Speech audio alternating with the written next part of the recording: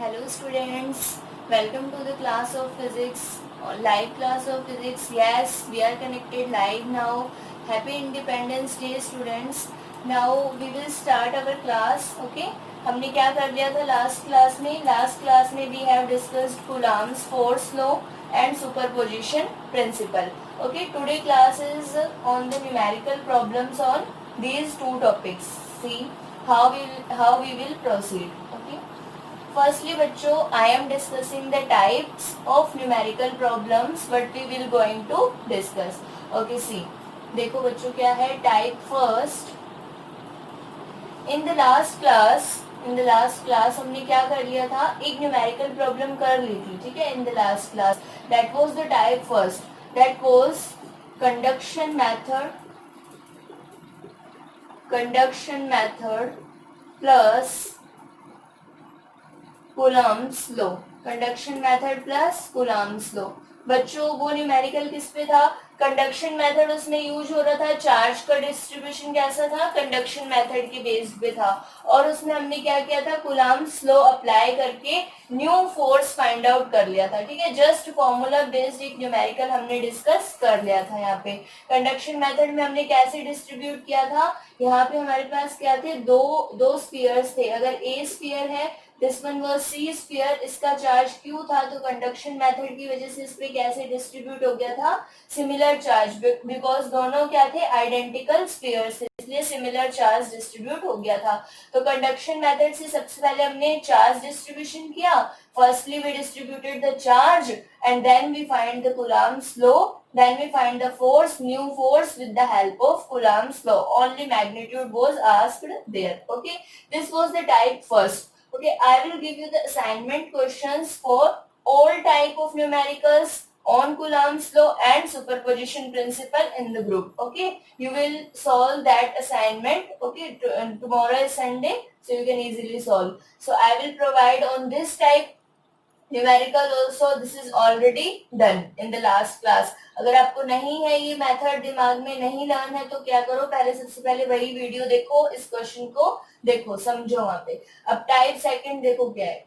Type second किसका है, Coulomb's law का ही. Coulomb's law के न्यूमेरिकल्स का टाइप सेकंड बच्चे क्या पढ़ोगे आप, it's very general questions I mean. देखो इसमें फॉर्मूला बेस्ड क्वेश्चन आएंगे. जस्ट कैसे, जैसे आपको Q1 Q2 R ये सब क्या होगा, गिवन होगा. आपसे क्या है, जस्ट Coulomb फोर्स पूछ लेगा. ठीक है, ओनली फोर्स पूछा है, मैग्नीट्यूड पूछा है, apply the Coulomb's law, F is equal Q1 Q2 over R square. तो बच्चों आप क्या फाइंड आउट कर लोगे, फोर्स फाइंड आउट कर लोगे. ठीक है, या इस टाइप के क्वेश्चन में जनरली आपसे ये पूछ सकता है. सेकंड देखो आपसे क्या पूछ सकता है, सेकंड आपसे ऐसे पूछ सकता है कि second can be asked like you are given force तो आपको दे ही देगा. ठीक है, और ऐसे बोलेगा कि दोनों ऑब्जेक्ट पे चार्ज सेम है, क्यू ही चार्ज है, तो आपसे क्यू फाइंड आउट करवा लेगा. वेरी इजी, चार्ज ही तो फाइंड आउट करना है, आर भी आपको गिवन है. ठीक है, के तो कांस्टेंट होता है ना बच्चों, यहाँ पे एफ इज इक्वल स्मॉल के Q1 Q2 over R square. तो के तो कांस्टेंट होता है ना, के की वैल्यू क्या होती है, 9 into 10⁻⁹ and unit you know.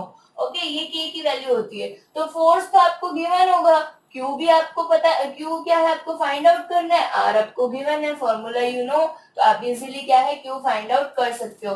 तो देखो क्यू फाइंड आउट करवाने के बाद तो आपको यहाँ से क्वेश्चन को अगर लेंथी करना है तो वो क्या है, क्वांटाइजेशन भी यूज कर सकता है. वो आपसे पूछ सकता है कि how many electrons are missing. Okay, या फिर नंबर ऑफ इलेक्ट्रॉन्स, तो आप क्या अप्लाई कर देना, इसके जस्ट बाद Q is equal N apply कर देना.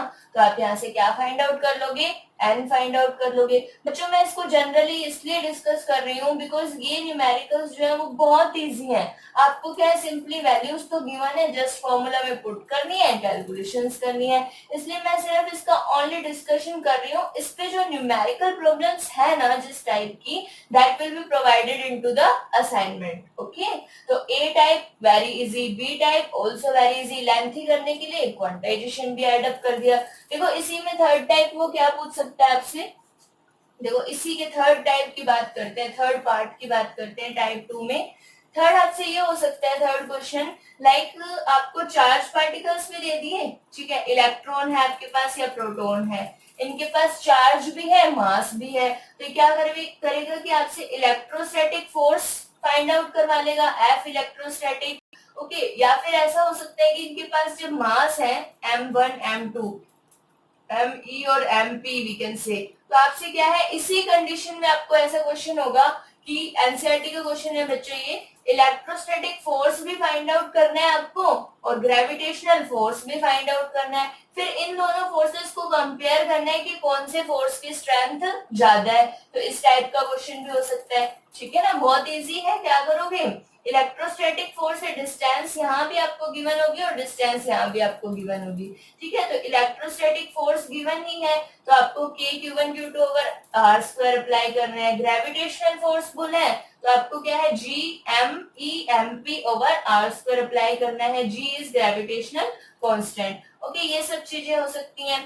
ठीक है, एफ और एफ जी को कंपेयर करवा सकते हैं। देखो इसके बाद अगर सी, ये तो सी टाइप था, ठीक है, सी टाइप था। डी टाइप ऐसा हो सकता है कि फोर्स तो आपने निकाल ही लिया, चलो फोर्स तो आपने निकाल लिया, चाहे ग्रेविटेशनल निकाला चाहे इलेक्ट्रोस्टैटिक निकाला। फोर्स निकालने के बाद वो आपसे अगर एक्सेलरेशन पूछ ले, ये भी तो क्वेश्चन हो सकता है ना।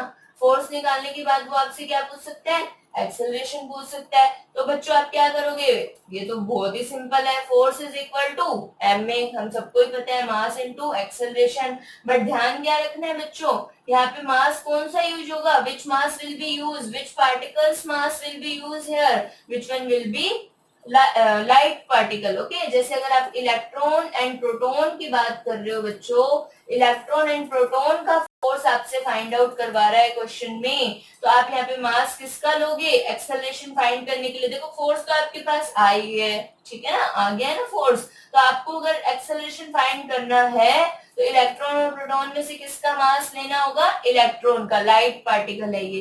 अगर दोनों इलेक्ट्रॉन इलेक्ट्रॉन है तो कोई दिक्कत नहीं है, दोनों प्रोटॉन प्रोटॉन है फिर भी सोचने की बात नहीं है, फिर भी किसका मास लेना है, प्रोटॉन का। अगर दोनों डिफरेंट है तब आप देखो कौन सा लाइट पार्टिकल है, क्योंकि वही तो मूव कर पाएगा ना इजीली, उसी का ही तो एक्सेलरेशन होगा ना, ये चीज होती है। ठीक है, देखो जनरल क्वेश्चंस तो बहुत सारे बनते हैं। ए टाइप क्या था आपका, Q1 Q2 R given, force find हो गया।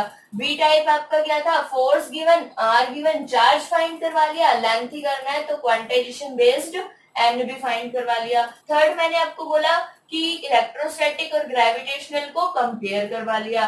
ठीक है, फोर्थ टाइप देखो क्या है, फोर्स से क्या निकलवा लिया आपसे, एक्सेलरेशन निकलवा लिया। बच्चे इन सब पे असाइनमेंट में क्वेश्चन मिल जाएंगे, जस्ट वैल्यू पुट करनी है और आंसर निकालना है और कुछ भी नहीं है। बस मैं आपको क्या है एक बार मेंशन कर रही हूँ कि इस टाइप की प्रॉब्लम्स हो सकती हैं, ताकि जब आप प्रॉब्लम देखो तो आपको ऐसा न्यू सा नहीं लगे। ठीक है, देखो एक और कुछ पूछ सकते हैं इसमें से, लाइक ई पार्ट क्या होगा, ई पार्ट बच्चों यहाँ पे ऐसा होगा कि आपको क्या है सिचुएशंस देगा। ठीक है, आपको ऐसे बोलेगा कि फर्स्टली तो चार्ज क्या थे, Q1 Q2 थे, इनके बीच की डिस्टेंस R थी। ठीक है, फर्स्ट तो ये था, and then Q2 is double of Q1।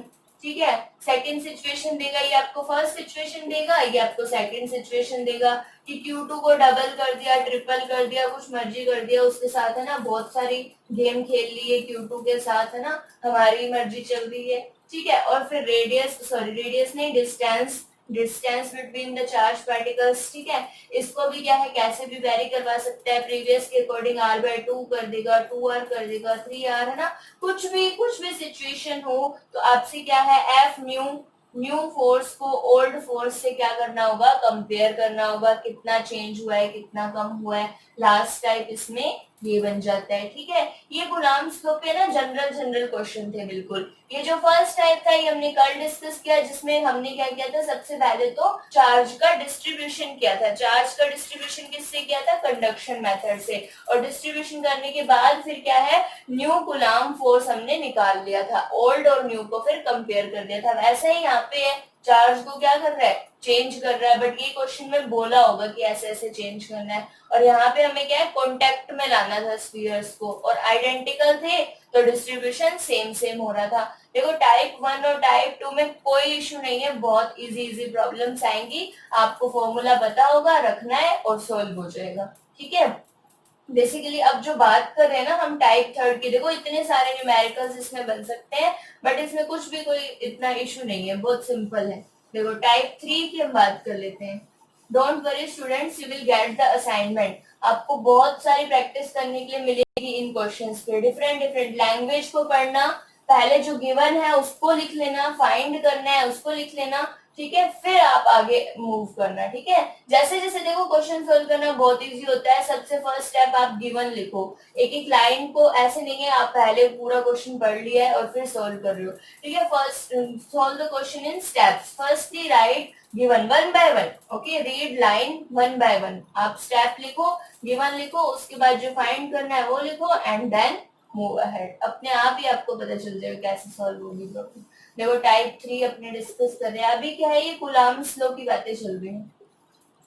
Type three क्या है, इम्पोर्टेंट है ना। इसके जो क्वेश्चन है ना, ये सीबीएसई में पूछा भी गया है 2 से 3 बार इजीली, ठीक है। तो टाइप थ्री क्या है, थोड़ा सा जस्ट फॉर्मूला पुट करने वाला नहीं है, ठीक है। देखो है किस पे, इक्विलिब्रियम ऑफ द सिस्टम पे, इक्विलिब्रियम ऑफ सिस्टम, ठीक है। आपको क्या है, सिस्टम गिवन होगा एक। अब उस सिस्टम में 2 चार्जेस हो सकते हैं, 3 हो सकते हैं, 4 हो सकते हैं, ठीक है।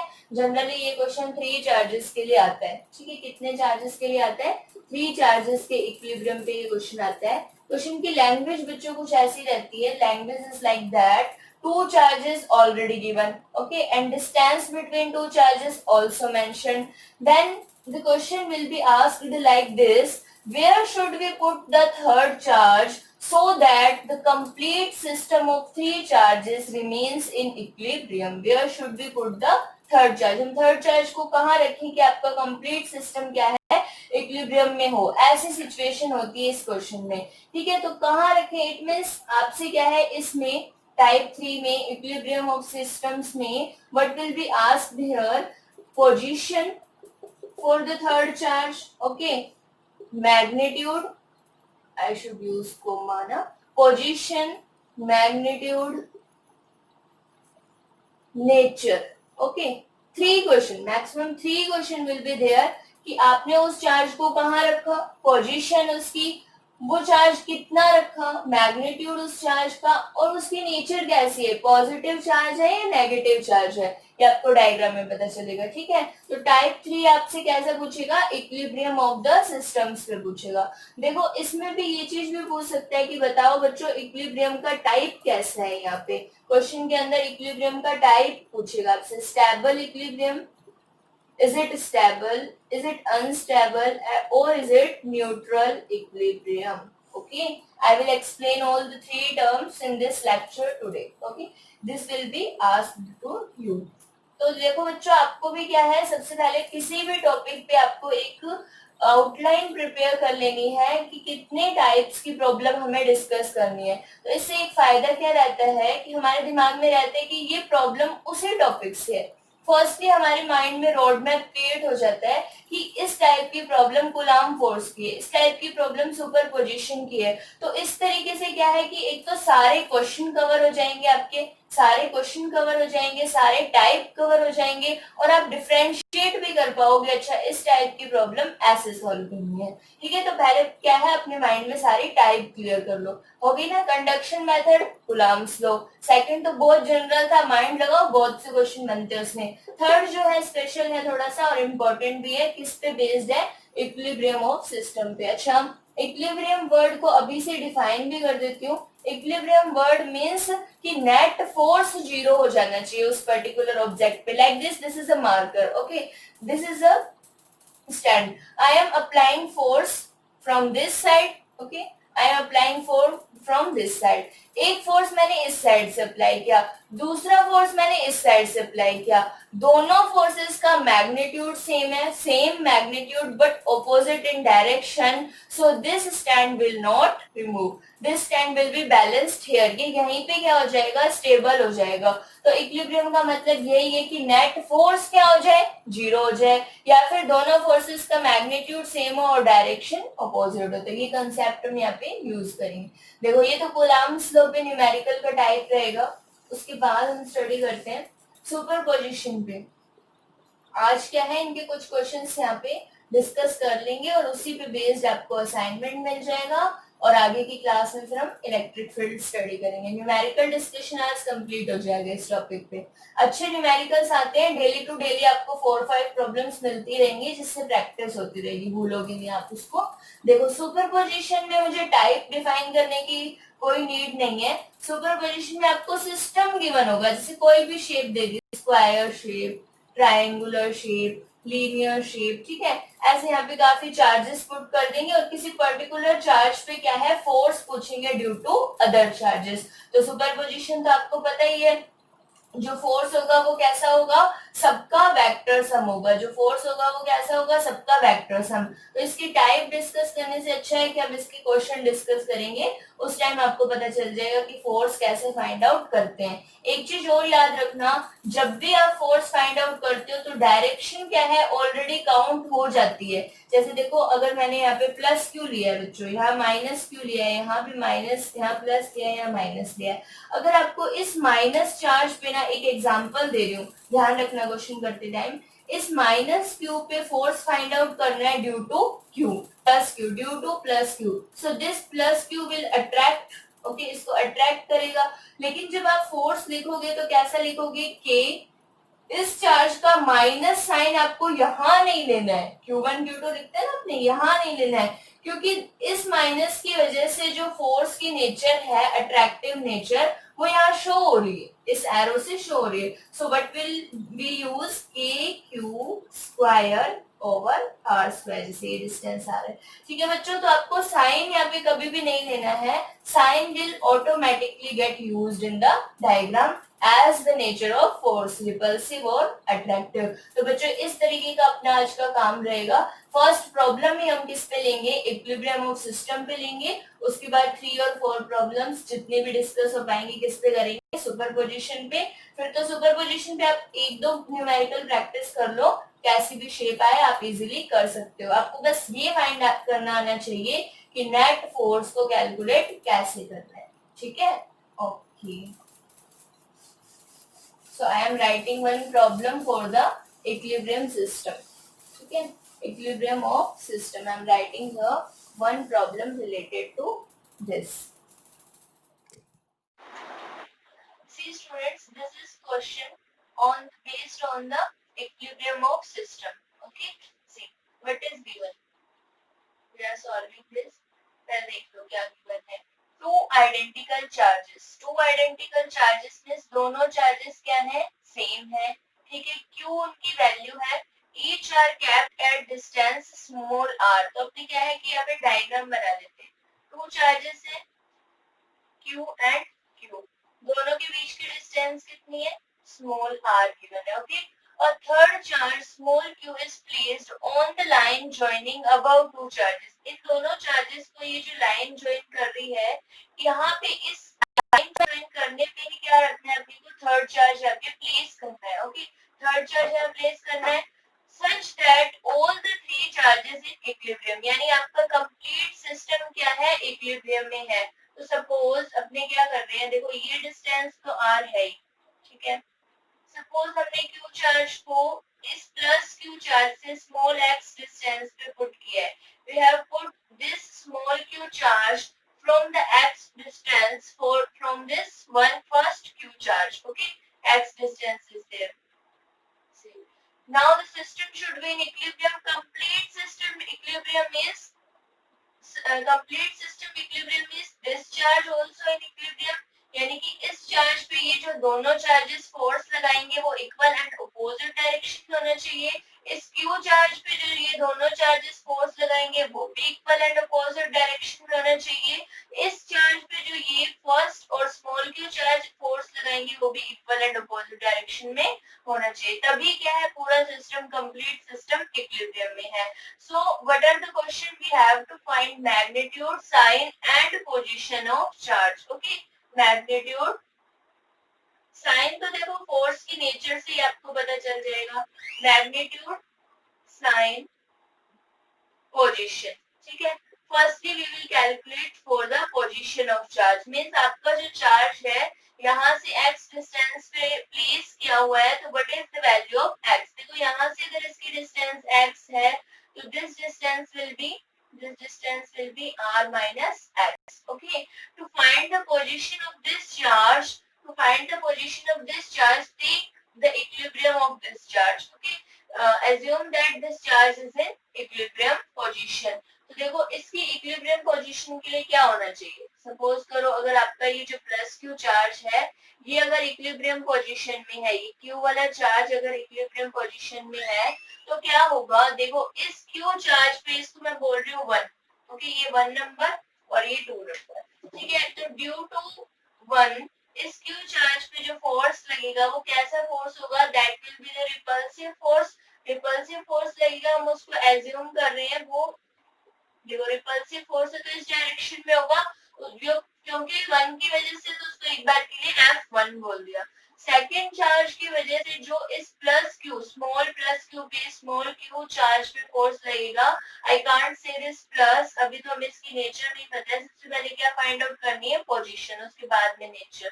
ठीक है, देखो पोजीशन फाइंड करने के लिए आपको उस पर्टिकुलर चार्ज को ही इक्विलिब्रियम में ले लेना होता है. पोजीशन फाइंड करनी हो थर्ड चार्ज की तो यही मेथड है, आप उस थर्ड चार्ज की ही इक्विलिब्रियम कंडीशन अप्लाई कर दो. ठीक है, तो this q charge will apply force like this F2. Okay, because it's number 2, so I am writing F2. Now see, both the forces are in opposite direction and will be of equal magnitude. Okay, I am writing this will be of equal magnitude. We will equate the equation like this. F1 या F net equal to 0. Okay, net force 0 हो जाएगा ना equilibrium के लिए. तो क्या होगा, हम यहाँ पे क्या लिखेंगे F1 प्लस F2 0 है ना. हम क्या करेंगे, इसको इक्वेट करेंगे, दोनों फोर्सेस के मैग्नीट्यूड को इक्वेट करेंगे और इनकी डायरेक्शंस हमें क्या दिख रही है, ऑपोजिट दिख रही है. तो देखो F1 vector will B minus F2 vector. Okay, ध्यान से समझ लेना, आप नोट कर लेना. ठीक है, F1 vector is minus F2 vector and magnitude will B same. तभी तो नेट फोर्स 0 होगा ना, तो मैग्नीट्यूड विल बी सेम. अब देखो मैग्नीट्यूड सेम है तो कंडीशन अप्लाई कर दो. F1 क्या था, इस क्यू चार्ज की वजह से due to this capital Q force on this small Q. So what will be the F1 magnitude small K capital Q and distance is what, both charges are at x distance, so x square. Okay, for F2 is the force on this small q charge due to this capital Q charge.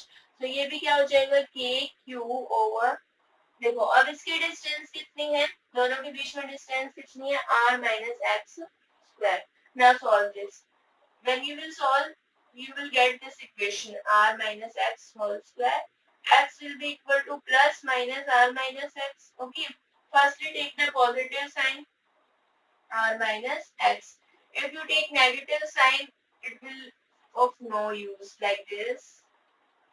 Here will be the value of x. 2x is equal r. So x is equal r upon 2. Okay, find from there.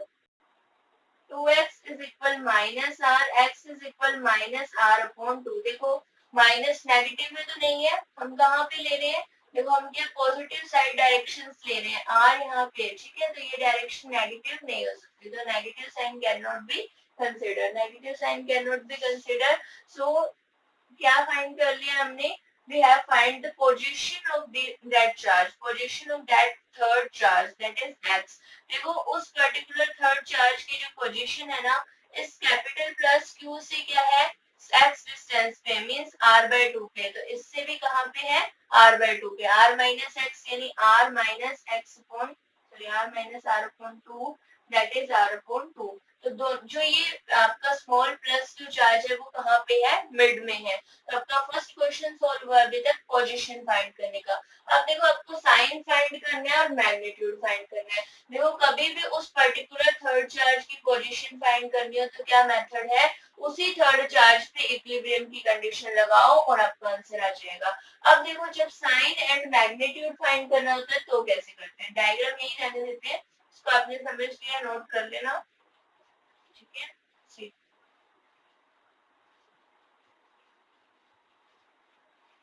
now we have to find the magnitude.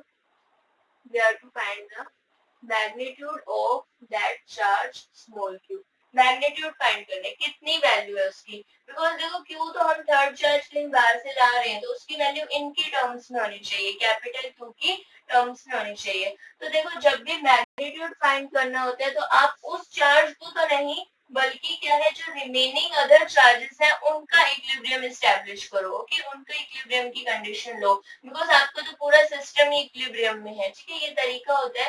देखो जैसे कि हम इस first Q charge को लेते हैं, okay, इसके लिए इक्विलिब्रियम की सिचुएशन जनरेट करते हैं। देखो कैसे जनरेट होगी, फिर से हम इस फोर्सेस को फिर से बनाएंगे।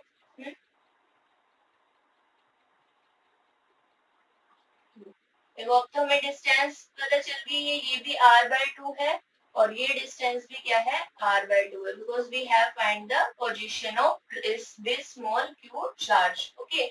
Now I am writing equilibrium for this capital q charge, okay. देखो इस कैपिटल q चार्ज में ये इसकी नेचर तो नोन है ना बच्चों, इस कैपिटल क्यू की नेचर तो नोन है ना, पॉजिटिव है।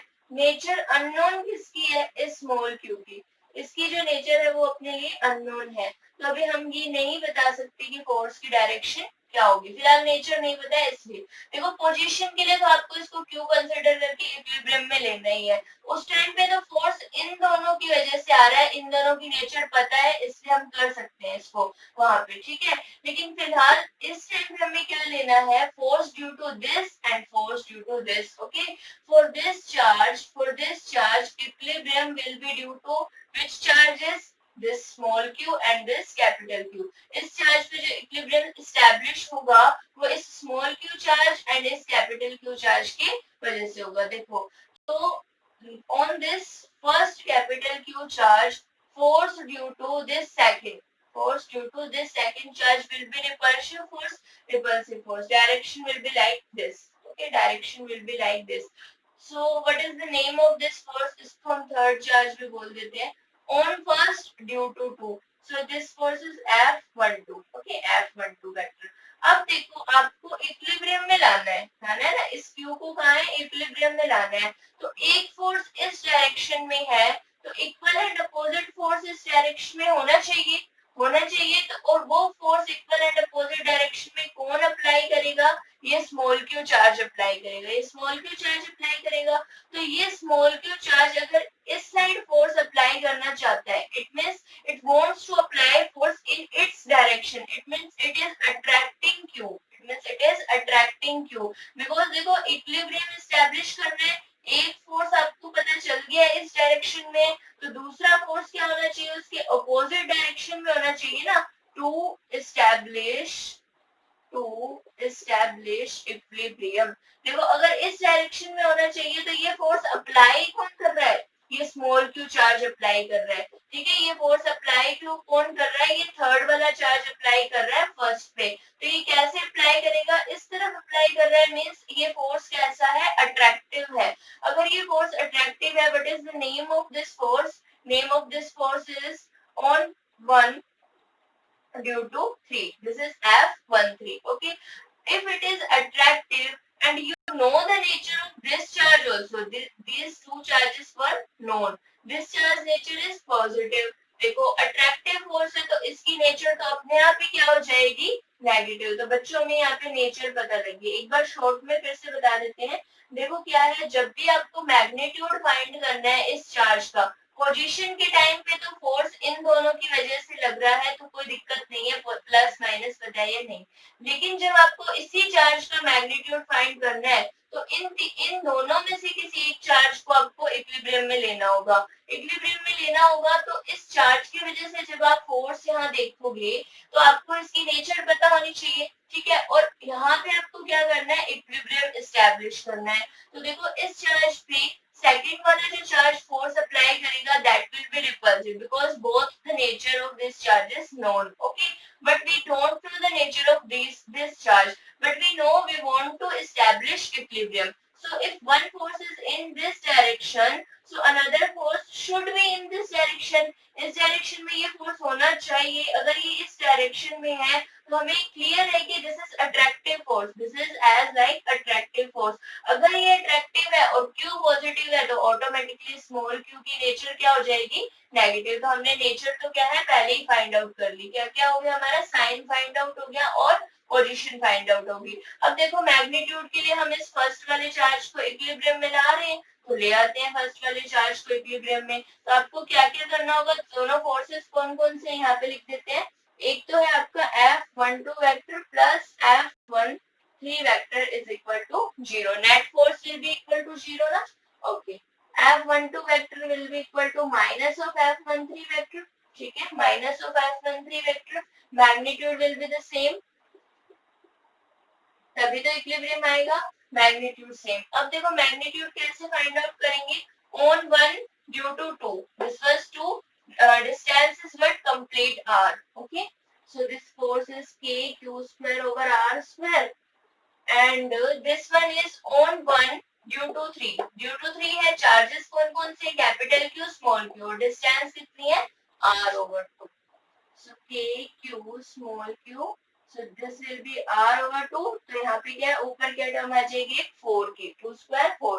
देखो अब आपको q की वैल्यू कैलकुलेट हो जाएगी, k cancel, 1 q is cancel, r square cancel, so q will be capital Q by 4.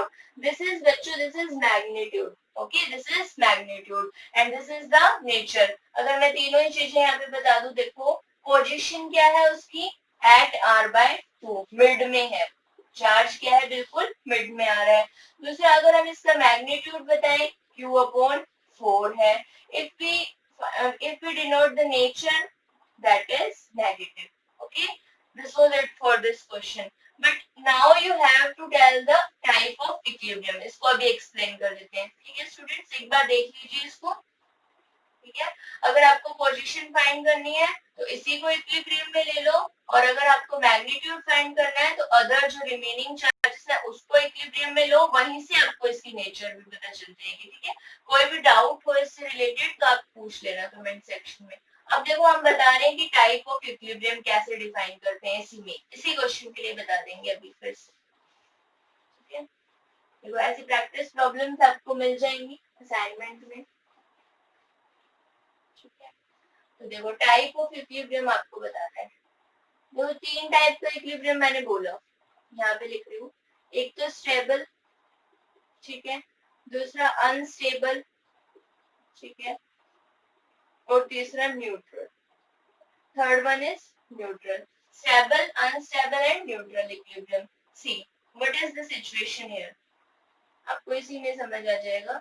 यहाँ पे क्यू चार्ज है, यहाँ पे क्यू चार्ज है, यहाँ पे मिड में आपका प्लस क्यू चार्ज है, ठीक है। देखो ये डिस्टेंस आपकी r अपॉन 2 है और ये डिस्टेंस आपकी कितनी है, r अपॉन 2 है, और कंप्लीट डिस्टेंस आपकी कितनी है, r है, ठीक है। देखो अपने क्या करेंगे, स्टेबल, अनस्टेबल और न्यूट्रल तीनों को यहीं पे एक्सप्लेन कर देंगे, ठीक है, और डिफाइन कर लेंगे कि इस क्वेश्चन का आंसर क्या है, इस क्वेश्चन में टाइप ऑफ इक्विलिब्रियम क्या है। देखो ये तो जनरली आपके यूज में नहीं आता है, बट इसको हम डिफाइन जरूर करेंगे। इन दोनों में से आपको पता करना होता है स्टेबल है कि अनस्टेबल है। देखो कैसे करना है, ये चार्ज आपका क्यू है, अपने इसके लिए क्या करेंगे, सपोज करेंगे, देखो इस क्यू चार्ज पे फर्स्टली फोर्स लिख देते हैं, ये 1 और ये 2, ठीक है। हम 1 2 के फॉर्म में नहीं लिख रहे हैं, डायरेक्ट चलो लिख ही देते हैं, ये 3 वाला फोर्स, ठीक है। देखो on 3 on charge plus q on charge this small q, what will be the force due to capital Q, okay। देखो ये फोर्स कैसा होगा, F1 F1, और इसी चार्ज पे अपने को 2 की वजह से देखना है, तो ये फोर्स हो जाएगा F2।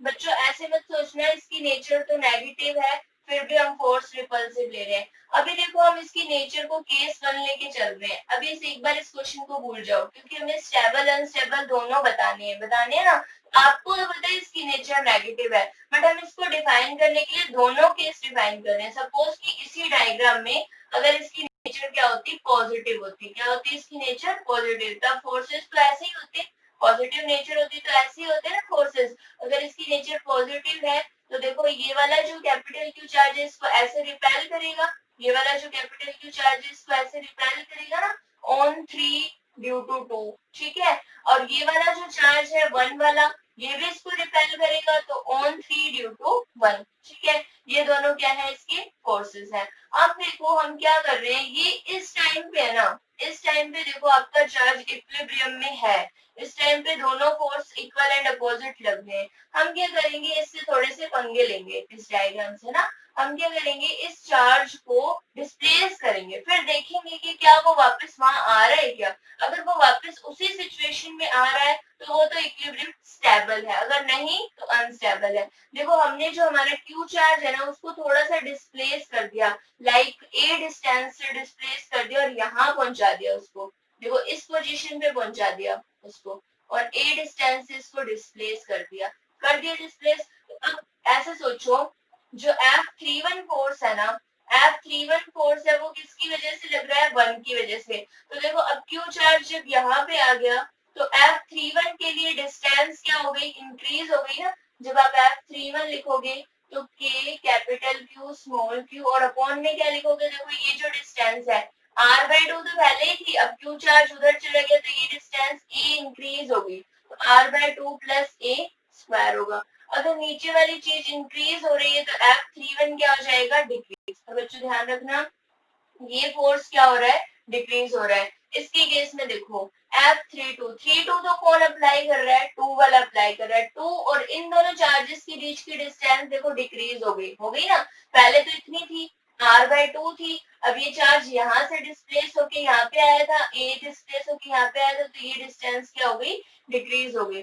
तो F32 में क्या आएगा, अपॉन में R/2 माइनस ए। देखो अगर ये डिक्रीज हो रही है तो ये फोर्स क्या हो जाएगा, इंक्रीज हो जाएगा, ये फोर्स क्या हो जाएगा, इंक्रीज हो जाएगा। अब बच्चों देखो आपको पता है कि दो वेक्टर्स हैं, ए वेक्टर एंड बी वेक्टर, ठीक है। जो वेक्टर ज्यादा है, लार्ज है, उसी डायरेक्शन में ही तो हम जाएंगे ना। अगर ये ग्रेटर है और ये लेसन है, ठीक है, तो a माइनस बी की डायरेक्शन क्या होगी, a माइनस बी, या फिर हम कहें नेट जो रिजल्टेंट वेक्टर है, रिजल्टेंट वेक्टर किस डायरेक्शन में होगा, ग्रेटर वेक्टर की डायरेक्शन में। देखो आपका जो फोर्स है 3 1 जो फोर्स है वो इस साइड है, लेस है, तो नेट फोर्स पहले तो आप कैसे फाइंड आउट करोगे, दोनों की डायरेक्शन अपोजिट है तो माइनस करके फाइंड आउट करोगे। और किस में से किसको माइनस करोगे, ग्रेटर में से स्मॉलर को। F32 में से F31 को माइनस करोगे तो आंसर की जो डायरेक्शन आएगी वो ग्रेटर वाली डायरेक्शन में ही तो आएगी। ग्रेटर वाली डायरेक्शन में आएगी मीन्स इस तरफ आएगी ना, इस तरफ। देखो क्योंकि F32 इसी साइड ही तो है तो इस तरफ आएगी। तो देखो तुमने क्या किया था, फोर्सफुली, उससे पंगे लिए थे तुमने, फोर्सफुली इस क्यू को डिस्प्लेस किया था थोड़ा सा ए डिस्टेंस तक। जब तुमने इसको ए डिस्टेंस तक डिस्प्लेस किया तो इसको ये वाली बात हजम नहीं हुई ना। आपने इसको थोड़ा सा डिस्प्लेस किया बट ये क्या कहता है, ये वापस ही अपने पोजीशन पे आएगा। डिस्प्लेस करने के बाद एक फोर्स डिक्रीज हुआ, एक फोर्स इंक्रीज हुआ due to the displacement. Okay, increase decrease हो गया। अब टोटल जो नेट फोर्स है वो तो इसी तरफ आएगा ना, नेट फोर्स इस तरफ आएगा। अगर नेट फोर्स ही इस तरफ आ रहा है आपका, तो आपका जो क्यू चार्ज है वो तो मजबूर है ना वापस यहीं आने के लिए, ठीक है। तो आपने उसको फोर्सफुली डिस्प्लेस तो किया बट वो वापस कहाँ आ रहा है, इसी पोजीशन पे आ रहा है। अगर वो वापस इसी पोजीशन पे आ रहा है तो इस इक्विलिब्रियम को क्या बोलते हैं बच्चों, स्टेबल इक्विलिब्रियम बोलते हैं। क्या बोलते हैं, स्टेबल इक्विलिब्रियम। मींस अगर आप फोर्सफुली किसी चार्ज को डिस्प्लेस करते हो और वो वापस अपनी डायरेक्शन में आने की ट्राई कर रहा है, वापस आना चाहता है, तो वो इक्विलिब्रियम कैसा होता है, स्टेबल इक्विलिब्रियम होता है। ये हमने क्यू को प्लस लेके किया था, अभी हम क्यू को माइनस लेके भी कर लेंगे, या आप करना है इसको माइनस लेके, ठीक है। और आप आंसर बताना मुझे बाद में, ठीक है। माइनस क्यू लेके इसको सॉल्व करना, आप माइनस क्यू लेके सॉल्व करना और इस क्वेश्चन का आंसर बताना कि इसमें इक्विलिब्रियम का टाइप क्या आ रहा है। अब मैं आपको अनस्टेबल के लिए एक्सप्लेन कर देती हूँ, ठीक है स्टूडेंट्स। देख लो, माइनस क्यू ले लेना आप और फोर्स की डायरेक्शन बनाना और थोड़ा सा उसको डिस्प्लेस करना, राइट साइड में कर लो चाहे लेफ्ट में कर लो, आपको पता चल जाएगा कि आपका चार्ज वापस उसी डायरेक्शन में आने का ट्राई कर रहा है क्या। अगर ट्राई कर रहा है तो इट मींस वो क्या है, स्टेबल इक्विलिब्रियम है। अब देखो अनस्टेबल को समझ लो, इसी डायग्राम में समझेंगे, ठीक है। इसका स्क्रीनशॉट या कुछ ले लिया करो एक बार फटाफट से, या फिर वीडियो तो आपके पास रहती है, बाद में उसको खोल के जो पॉइंट आपको क्लियर नहीं हुआ उसको देख लिया करो। देखो ये क्यू है, ये आर है, ठीक है, यहाँ पे आपका क्यू चार्ज है। देखो ये तो एक्सियल डिस्प्लेसमेंट कर रहे थे हम, उसकी एक्सियल लाइन पे उसको क्या कर रहे थे, फोर्सफुली डिस्प्लेस कर रहे थे। तो हमने फर्स्ट केस में क्यू को पॉजिटिव लेके कर लिया, स्टेबल इक्विलिब्रियम आया। क्यू को नेगेटिव लेके इसलिए आपको करना है बिकॉज इस क्वेश्चन में क्यू की नेचर क्या है, नेगेटिव है, और आपको आंसर बाद में बताना है कैसा आएगा, ठीक है। अब देखो हम क्या कर रहे हैं, इसको इक्वेटोरियल लाइन पे डिस्प्लेस कर रहे हैं बच्चों, ऐसे डिस्प्लेस कर रहे हैं ऐसे, ठीक है। ये ए डिस्टेंस यहाँ ले गए हम, इस क्यू को ले गए, इस क्यू को हम इधर ले गए। तो देखो अब फोर्स कैसे देखोगे आप, ये आपका 1 नंबर था, इसको हम 2 ही बोल रहे थे और इसको 3। अब फोर्स तो चार्ज को लाइन ज्वाइन करवानी होती है, सबसे पहले तो लाइन ज्वाइन करवाओ, करवा दी लाइन ज्वाइन। अब देखो due to 1/3, due to 1/3 force कैसा होगा बच्चों, ऐसा, इस डायरेक्शन में, on 3 due to 1। अब on 3 due to 2, on 3 due to 2 force कैसा होगा, इस डायरेक्शन में, लाइन ज्वाइन करवानी होगी ना आपको। यहाँ पे आपका स्मॉल क्यू है, थर्ड नंबर वाला है ये, ठीक है। देखो ये क्या होगा, on 3 ड्यू टू 2। अब बच्चों देखो क्या है, ये जो दोनों फोर्सेस है आपको भी पता है ये डिस्टेंस सेम आएगी, आएगी ना सेम। देखो ये r/2 है, ये भी r/2 है, ये a है, तो ये क्या हो जाएगी, r² / 4 प्लस a²। यही तो ये भी आएगी, पाइथागोरस थ्योरम लगा दो, ठीक है। डिस्टेंस तो दोनों में सेम आएगी ना, डिस्टेंस सेम आएगी। अब देखो देखो एक चीज होती है, दोनों वेक्टर सेम डायरेक्शन में, अगर if both vectors are in same direction, तो रिजल्टेंट को आप क्या कर दो, ऐड कर दो, रिजल्टेंट निकालना। बोथ वेक्टर ऑपोजिट डायरेक्शन, आप क्या कर दो, डिफरेंस फाइंड कर दो, आपका रिजल्टेंट वेक्टर आ जाएगा, ऐसा ही तो होता है। But both vectors are in opposite direction, then what will we do, तब हम क्या करते हैं कि कंपोनेंट्स फाइंड करते हैं, उसके कंपोनेंट्स फाइंड करते हैं, ठीक है। तो देखो इस फोर्स का जो कंपोनेंट फाइंड करते हैं, फिर जो दो कंपोनेंट सेम डायरेक्शन में होते हैं ऐड हो जाते हैं, और अपोजिट वाले कैंसिल हो जाते हैं, जैसे देखो, क्योंकि देखो F31 और F32 तो सेम आएंगे ना, डिस्टेंस सेम है, Q इस स्मॉल क्यू पे लगा रहा है, यहाँ भी Q इस स्मॉल क्यू पे लगा रहा है, मैग्नीट्यूड इनका सेम आएगा। अगर आप F32 का मैग्नीट्यूड लिखोगे तो KQQ और इसका स्क्वायर यही रहेगा, और अगर आप F31 का लिखोगे तो भी यही रहेगा, ठीक है, मैग्नीट्यूड सेम है। तो डायरेक्शन बट इनकी ना तो सेम है ना ऑपोजिट है, क्या है, डिफरेंट, डिफरेंट है, तो हम क्या करेंगे, कंपोनेंट्स में डिवाइड करेंगे। तो बच्चों देखना F31 के दो कंपोनेंट बनेंगे, बनेंगे ना।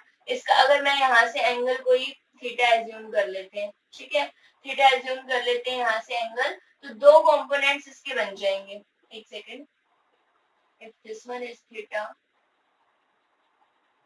this one will be theta, okay, तो देखो ये भी थीटा हो जाएगा। तो आपके जो दो कंपोनेंट्स आएंगे, F31 का एक इस डायरेक्शन में कंपोनेंट आएगा और एक अप डायरेक्शन में कंपोनेंट आएगा।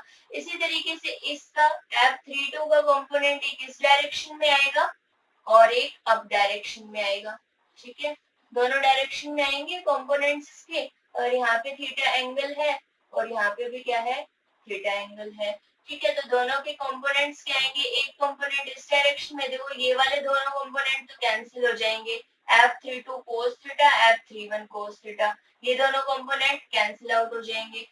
जो इनके साइन वाले कंपोनेंट आएंगे ऑपोजिट इस डायरेक्शन में, साइन वाले जो कंपोनेंट आएंगे इनके, वो दोनों क्या हो जाएंगे, एड अप, एड अप होंगे, मतलब नेट फोर्स आपका उस डायरेक्शन में आ रहा है, अप डायरेक्शन में, नेट फोर्स अप डायरेक्शन में आ रहा है, तो आपका चार्ज ऊपर जाएगा, ऊपर जाएगा। देखो चार्ज तो नीचे था ना, नीचे था, वापस तो नहीं आ रहा, तुमने उसको फोर्सफुली डिस्प्लेस किया, जब तुमने फोर्सफुली डिस्प्लेस किया उसको, तो वो तो अप साइड जा ही रहा है, जा ही रहा है, जा ही रहा है कंटिन्यू, जैसे फोर्स इंक्रीज होगा चला जाएगा।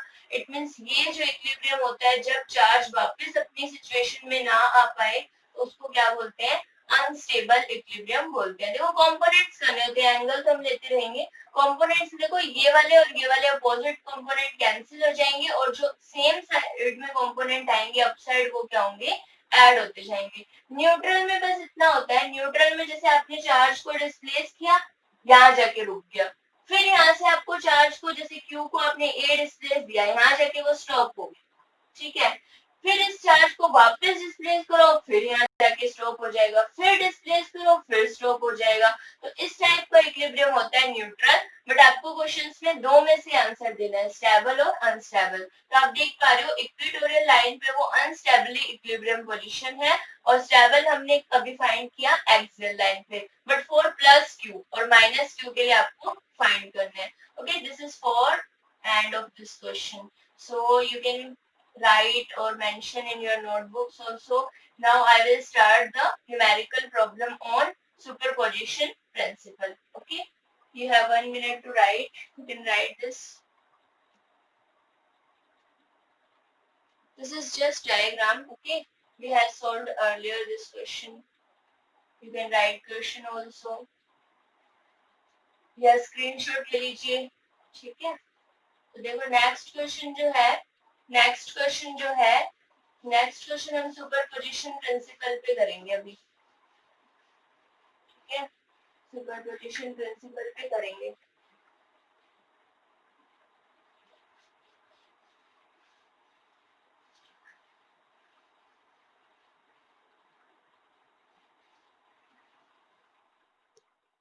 Students, now the numerical on superposition principle. देखो क्या गिवन है, 3 चार्जेस है आपके पास, Q1, Q2, Q3, same magnitude के हैं, Q है प्लस भी है, वर्टेक्स पे रखे हुए इक्विलेटरल ट्रायंगल के, ठीक है। और इक्विलेटरल ट्रायंगल की साइड कितनी है, L है।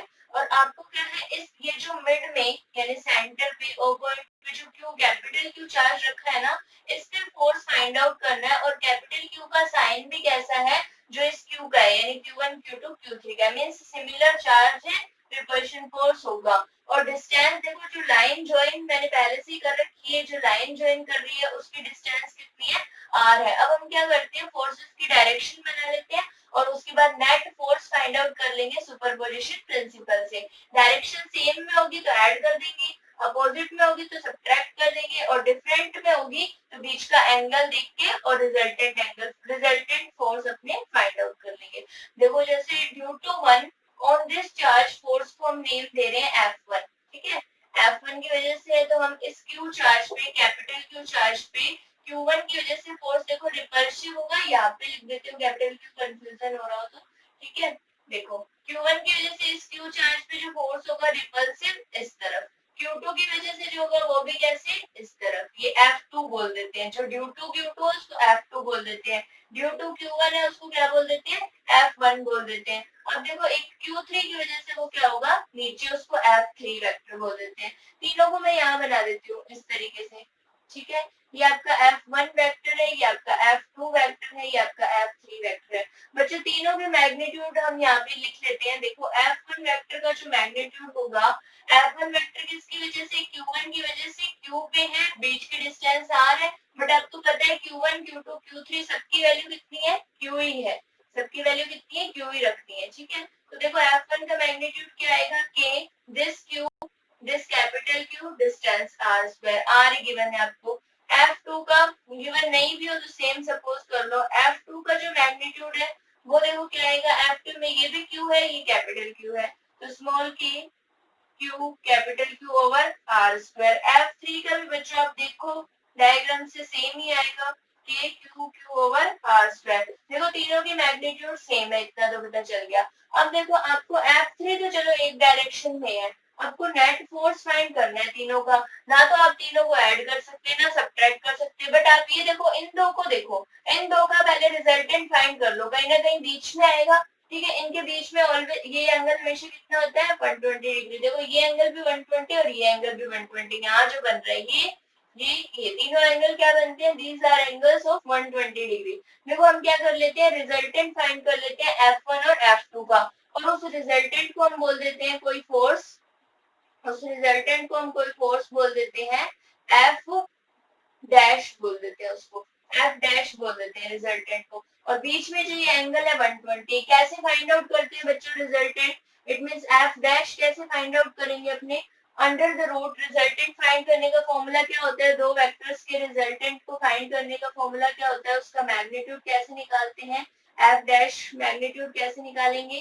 जैसे दो वेक्टर्स है आपके पास, ये A वेक्टर है, ठीक है, ये बी वेक्टर है, बीच में एंगल थीटा है। आपको क्या है, कहीं रिजल्टेंट सी वेक्टर पूछा है, उसका मैग्नीट्यूड क्या होता है, A square plus B square plus 2ab और कोस थीटा। ठीक है, सभी के मैग्नीट्यूड्स ही है यहाँ पे, और एंगल बीच का लिखना होता है। तो अपना रिजल्टेंट एफ डैश है, तो एफ डैश क्या होगा, F1 और F2 का है ना बच्चों, एंगल 120 है, F1 square F2 square plus 2F1 F2 और कोस 180 डिग्री। ठीक है, कोस 180 डिग्री। अब देखो सबके मैग्नीट्यूड सेम है ना, सबके सेम है, तो सबको एक F से डिनोट कर रहे हो। ठीक है, सबको F1 F2 F3 सबके मैग्नीट्यूड को F से डिनोट कर रहे हो। तो F डैश क्या हो जाएगा, F1 square means F square, this is also F square, this is, देखो cos 120 कितना होता है बच्चों, माइनस का साइन 30 होता है, तो 2, ये भी F1 और F2 सब F है, तो F स्क्वायर, और ये क्या हो जाएगा, साइन 30 हो जाएगा। बच्चों इस इक्वेशन को जब आप सॉल्व करोगे, साइन 30 की वैल्यू क्या होती है, 1/2। तो देखो F square plus F square minus 2f square into 1/2। तो बच्चों इसको सॉल्व करोगे, F dash is equal F, देखो कितनी वैल्यू आ गई, एफ डैश की वैल्यू कितनी आ गई, एफ वेक्टर। अब देखो क्या है, आपके पास दो ही वेक्टर है, इजीली सोल्व कर सकते हो ना, एक अप साइड और एक डाउन साइड। तो अपना जो एफ नेट वेक्टर है वो कितना हो जाएगा, F dash vector minus F three vector. देखो ए भी एफ ही वेक्टर है, ठीक है ना, और ये भी एफ वेक्टर है। आंसर क्या आ गया, 0। यानी कि जो ये कैपिटल क्यू चार्ज है, इस पे ओवरऑल ये Q1 Q2 Q3 सब मिलके कितना फोर्स लगा रहे हैं, 0 फोर्स लगा रहे हैं, सेंटर पे है 0 फोर्स लगा रहे हैं। देखो बच्चों यही था आज के लिए, कूलम्ब्स लॉ के एग्जांपल कर लिए हमने, एक एग्जांपल कर लिया, काफी बड़ा लेंथी एग्जांपल था। उसके बाद हमने क्या किया, सुपरपोजिशन पे एक एग्जांपल कर लिया। देखो क्या होता है कि सुपरपोजिशन के लिए सिर्फ आपको डायग्राम्स गिवन होंगे, आपको करना यही है, पहले फोर्स बना लो आप, ठीक है, फोर्स बना लो Q1 की वजह से, Q2 Q3 की वजह से, फिर आप उनके डायरेक्शन को ऑब्जर्व करो। अगर तो डायरेक्शन दोनों सेम है तो अच्छी बात है, आप डायरेक्ट ऐड कर दो। अगर दोनों डायरेक्शन अपोजिट है फिर भी अच्छी बात है, आप क्या लो, दोनों को सब्ट्रैक्ट कर दो।